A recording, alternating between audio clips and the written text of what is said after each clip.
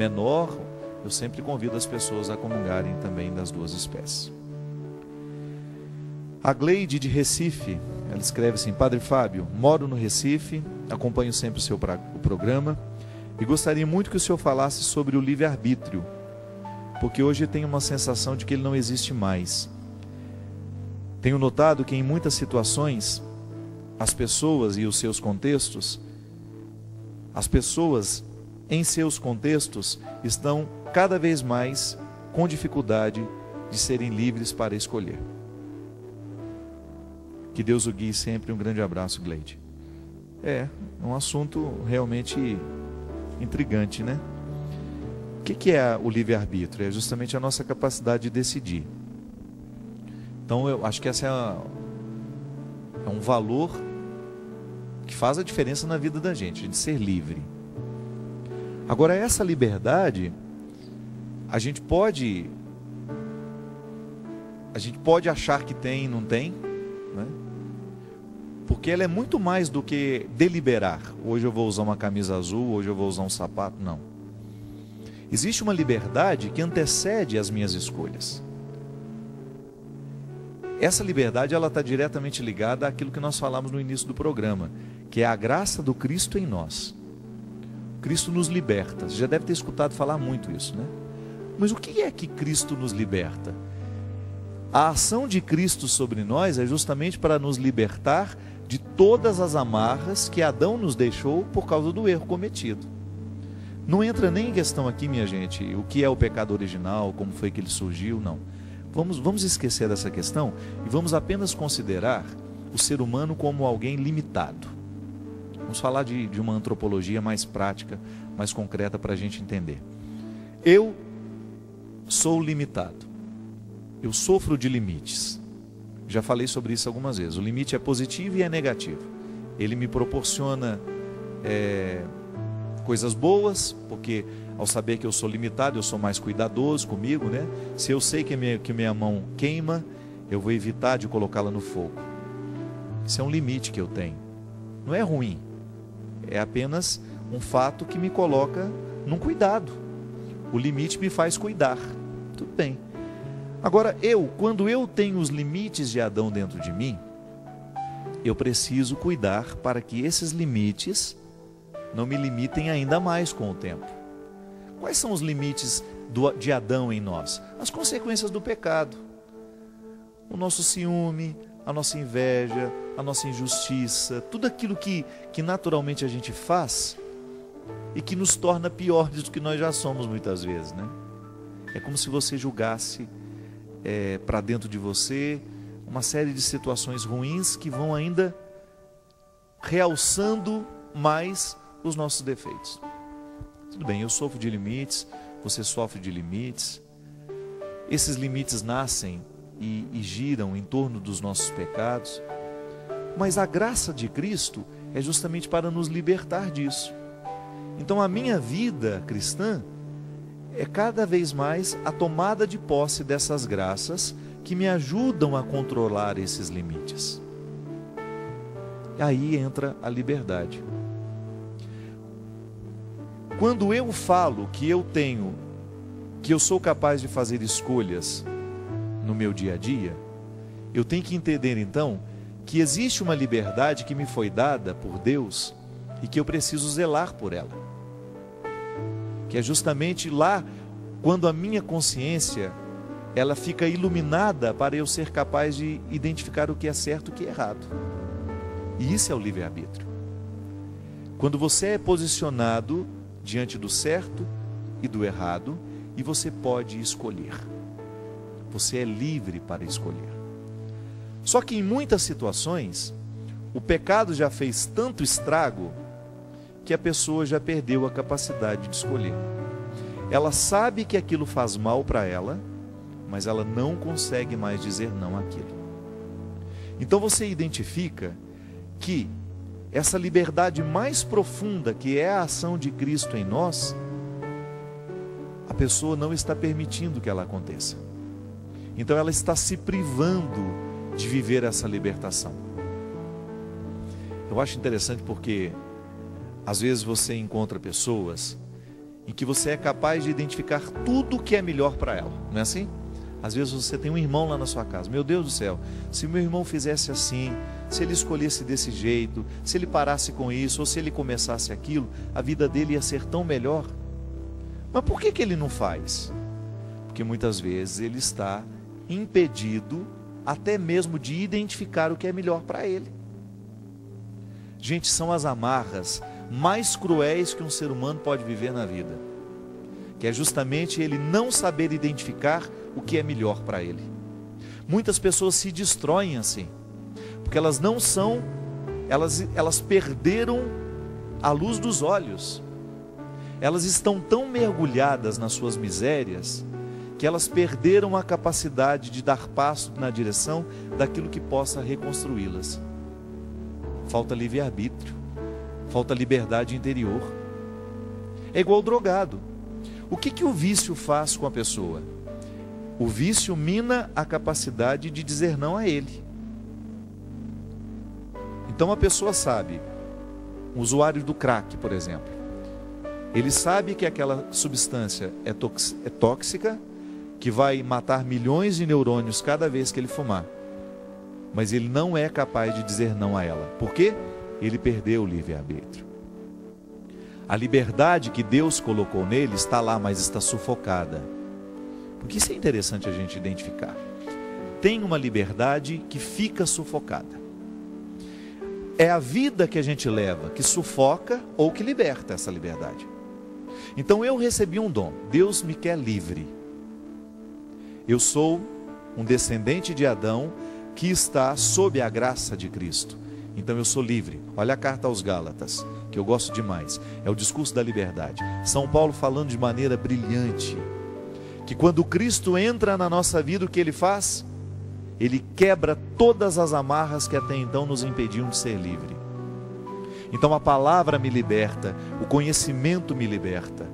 A gente falava aqui no início também, que quando a gente conhece, quando a gente estuda, a gente fica livre das amarras dos preconceitos.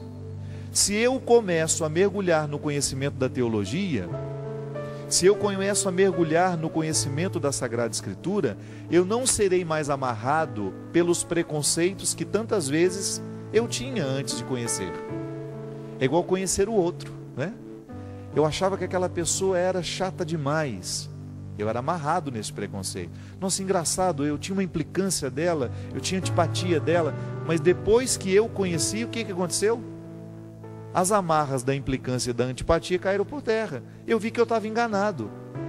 O conhecimento que eu tive daquela pessoa me libertou, me proporcionou um encontro de verdade com o outro. O que Cristo faz com a gente é isso. Ele nos proporciona um encontro com a gente mesmo antes de qualquer coisa. Porque quando eu aceito essa libertação que Jesus faz na minha vida, Ele quebra as estruturas que me amarram. Então eu serei mais livre para amar, eu serei mais livre para perdoar, eu serei mais livre para ser eu mesmo. É o resultado da ação da graça de Deus na nossa vida, provocar liberdade interior em nós. E é até interessante porque só obedece de verdade quem é livre. Pode observar. Se você tem dificuldade de obedecer o outro, é porque talvez você ainda não seja suficientemente livre. Porque é aquela liberdade interior que faz com que você escute o que o outro está lhe propondo como algo que é favorável a você. Muita criança não obedece o que o pai está dizendo, ou que está pedindo, é porque ainda não entendeu que aquela regra, que aquele pedido é favorável a ele. O meu pai está me pedindo que eu ande devagar. O que na verdade o meu pai está querendo é demonstrar que me ama ao ter esse cuidado comigo. Tem que ter muita liberdade interior para reconhecer o amor do outro. Senão a gente acha que o outro está nos amarrando, que o outro está nos condicionando.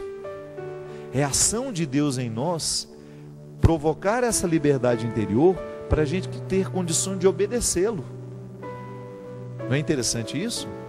A obediência a Deus passa antes de qualquer coisa pela liberdade que Ele provocou em nós. Então tá bom, eu sou livre, e porque sou livre eu sou capaz de obedecer. não estou amarrado. Eu estou aqui livremente porque quis estar aqui. Ninguém me obrigou a vir aqui. Eu quero livremente estar aqui. Essa é a postura mais madura que nós podemos ter na vida, minha gente. É quando o outro não nos obriga a absolutamente nada e nós livremente caminhamos na direção daquilo que a gente considera importante. E também o contrário. O outro não me obriga e eu caminho na direção contrária de tudo aquilo que eu sei que me amarra. Isso é livre-arbítrio. Eu sou capaz de caminhar na direção do que me constrói e sou capaz de me afastar de tudo aquilo que me destrói. Essa é a capacidade de escolher e que é fruto de Deus em nós. É o que a gente precisa pedir todo dia, né? Meu Deus, liberte a minha liberdade. Me faça ser cada vez mais livre de mim mesmo. Me faça ser cada vez mais livre dos meus preconceitos, das minhas mesquinharias. Porque se eu ficar livre de mim mesmo, eu terei condições de obedecer melhor a sua palavra. Eu terei condições de obedecer melhor os que me amam. Eu terei condições de ser com o outro com um pouco mais de qualidade. E você tem razão, o livre-arbítrio hoje está em crise. Por quê? Ou porque nós queremos ser livres sem ter conquistado essa liberdade interior. Não pode ser livre nas atitudes aquele que ainda não é livre dentro do próprio coração. É um exercício que antecede. Eu preciso proclamar essa liberdade aqui dentro. E eu só faço quando tenho Deus na minha vida. Quando descubro que Deus me favorece, que Ele não me coloca fardos. E quanto mais eu me aproximo dEle, maior será a minha capacidade de ser eu mesmo. Isso é lindo demais, minha gente. Dá 10 programas aqui, a gente ficar falando sobre isso. Deus nos motiva cada vez mais a viver a arrancar essas amarras. Deus não quer ninguém preso, porque Ele sabe muito bem que a nossa felicidade depende justamente da capacidade de fazer cair por terra todos os dias as nossas amarras. Pode ser que você, escutando isso, você identifique um pouco isso na sua vida, no seu coração. São muitas as amarras que nós temos. Pode ser que você esteja com dificuldade de obedecer ao seu próprio coração. Pode ser que você já tenha identificado que você precisa jogar muita coisa fora, muito lixo que você ainda não conseguiu julgar. Por quê? Porque você está amarrado a ele. Falta liberdade interior para você olhar, para você se amar um pouco mais, ser capaz de reconhecer que muitas escolhas que você está fazendo estão lhe destruindo, sim. Quebrar o poder do vício, de tudo aquilo que te vicia, de tudo aquilo que te estraga, não é? Dar um passo na direção de uma liberdade que você merece. Você merece. Você carece dessa liberdade. Sua vida será muito melhor. Não é que você vai deixar de ter problemas, é que você vai ter mais condições de lidar com os problemas que tem. Liberdade interior. Essa é a proposta. Essa é a proposta de Deus para a nossa vida. E essa libertação, essa liberdade interior, só acontece dentro de nós quando honestamente nós reconhecemos as nossas escravidões. O primeiro passo para ser livre é reconhecer-se escravo. É verdade, eu estou escravo de muitas coisas ruins. Eu estou escravo de sentimentos ruins. Eu estou escravo de pessoas ruins. E eu quero quebrar isso hoje, pedindo a Deus que me dê essa graça, pedindo a Deus que nos conceda este milagre hoje, de fazer cair por terra tudo aquilo que nos amordaça, tudo aquilo que retira a nossa semelhança com o coração de Jesus. Para a gente ter condições de cantar esse refrão, levá-lo como uma mística de vida. Eu acredito nele. Não foi por acaso que eu fiz. Ele é simples, mas ele me fala muito. Eu quero ter um coração semelhante ao coração de Jesus. E ele era livre. Ele era livre para chegar perto de quem ele quisesse. Ele não tinha medo de se aproximar das prostitutas, ele não tinha medo de se aproximar dos miseráveis, dos doentes, dos bandidos, porque ele sabia quem ele era. E sabendo quem ele era, ele não se confundia em nenhum momento. E quem não se confunde tem a oportunidade de aproximar-se do outro e levar dignidade àquele que carece. Essa foi a grande revolução de Jesus. Ele não tinha medo de se aproximar de ninguém. Ele não tinha medo de ser visto ao lado de ninguém, porque ele sabia quem ele era. Ele era o Deus da misericórdia. Ele era o Deus do amor. E ele queria levar a todos aqueles que estavam amarrados nos seus preconceitos, nos seus medos, nas suas misérias, uma palavra libertadora. É o que nós queremos também, minha gente. Ter cada vez mais um coração semelhante ao dele. E ao longo dessa semana ter mais coragem de chegar, de se aproximar daqueles que tantas vezes estão necessitados de uma palavra que possa fazer diferença na vida deles. Obrigado pelo carinho. Obrigado pela oportunidade de estar com vocês mais uma vez. Que desça sobre nós, sobre o nosso coração, sobre a nossa vida, a bênção e a proteção do céu, do Deus Todo-Poderoso, Pai, Filho e Espírito Santo. Amém. Até semana que vem, se Deus quiser. Ó meu Senhor, eu quero ter um coração igual ao teu.